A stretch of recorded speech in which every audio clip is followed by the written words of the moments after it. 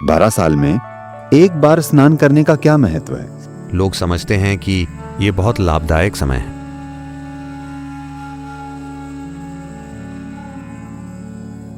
इस शरीर की तात्विक संरचना ऐसी है कि इस शरीर का 72% हिस्सा पानी है,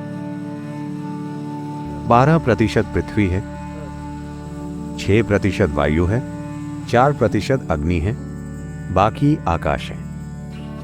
जीवन को अच्छी तरह से जीने में पानी की सबसे महत्वपूर्ण भूमिका है, क्योंकि इस शरीर का 72% हिस्सा पानी है और पृथ्वी का 72% हिस्सा भी पानी है। तो कुंभ या कुछ अक्षांशों या लैटिट्यूड्स पर नदियों के संगम का उपयोग करने के इस विज्ञान की खोज हुई। जीवन और हमारे आसपास की विभिन्न शक्तियां किस तरह कार्य करती हैं और हम कैसे उनका उपयोग कर सकते हैं, इसके गहन अध्ययन से ये खोज हुई।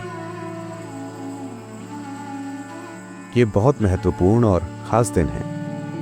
इसे मौन अमावस्या कहा जाता है। लोग समझते हैं कि ये बहुत लाभदायक समय है। आमतौर पे वे उस दिन से लेकर महाशिवरात्रि तक मौन रहते हैं और वे ऐसे स्थानों को चुनते हैं जहां जलाशय मिलते हैं, नदियां मिलती हैं और एक भंवर बनाती हैं ताकि सबसे ज्यादा असर हो। इसलिए वे नदियों के संगम में उस दिन डुबकी लगाना चाहते हैं। और जिस चीज की शुरुआत कुछ योगियों से हुई, उसे अब एक दिन में 4 से 5 करोड़ लोग करते हैं। यह धरती की सबसे विशाल घटना है। अगर आप वहां जाकर देखें तो आप भारत को देखेंगे, एक अलग आयाम का भारत। लोग अपनी बचत का एक एक पैसा लगाकर कहां से बस 2 दिनों के लिए वहां जाते हैं, क्योंकि किसी ने उनको बताया है कि अगर उस दिन आप डुबकी लगाएंगे तो आपको मुक्ति मिल जाएगी। आज भी इस देश में 80 करोड़ लोग सक्रिय रूप से जाने अनजाने में मुक्ति की इच्छा रखते हैं। ये एक अविश्वसनीय बात है। धरती पर कहीं भी ऐसी कोई घटना नहीं हो रही है कि इंसान अपने अस्तित्व के वर्तमान स्तर से आगे जाने की गहरी सचेतन इच्छा रखते हैं। 12 साल में एक बार स्नान करने का क्या महत्व है? बात यह नहीं है। ये योग के एक मूल आयाम से निकला है, जिसे भूत शुद्धि कहा जाता है, जिसका अर्थ है हमारे शरीर में पंच तत्वों का शुद्धिकरण। इस ब्रह्मांड में सब कुछ, यह शरीर, पृथ्वी, सौरमंडल, ब्रह्मांड और सृष्टि, सब कुछ बस पंच तत्वों का खेल है। पूरा ब्रह्मांड बस पंच तत्वों की एक शरारत है। वे 5 मिलियन नहीं है, सिर्फ 5 हैं। जब इंसान की भीतरी प्रक्रिया की बात आती है तो किसी भी संस्कृति ने इतनी गहराई के साथ इंसान के भीतरी आयाम पर ध्यान नहीं दिया है जितना इस संस्कृति ने दिया है। जैसा कि एक बार मार्क ट्वेन ने यहाँ आने के बाद कहा था, शायद वे कुंभ मेला भी आए थे।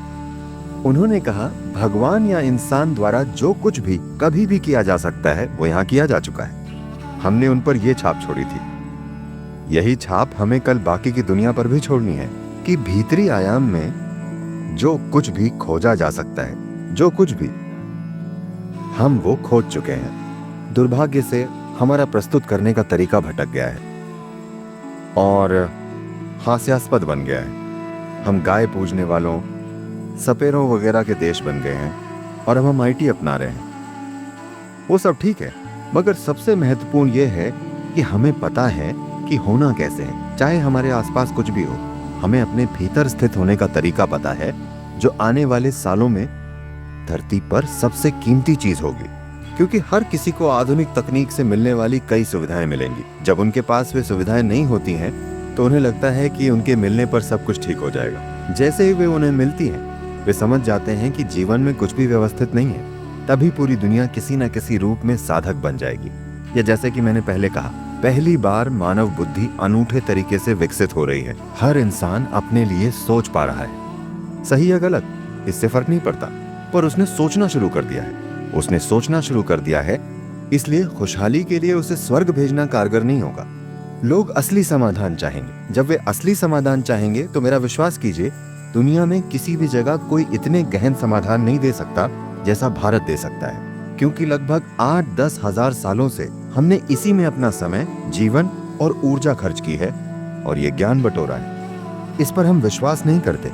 ये हमारा सिद्धांत नहीं है, बल्कि इसे हमने ध्यान से देखकर नोट किया है। और साधन बनाए हैं ताकि उस तक पहुंच सके। ये मेरी कामना और मेरा आशीर्वाद है कि ये कुंभ मेला दुनिया को इस संभावना के प्रति जागृत करने की दिशा में एक बड़ा कदम साबित हो।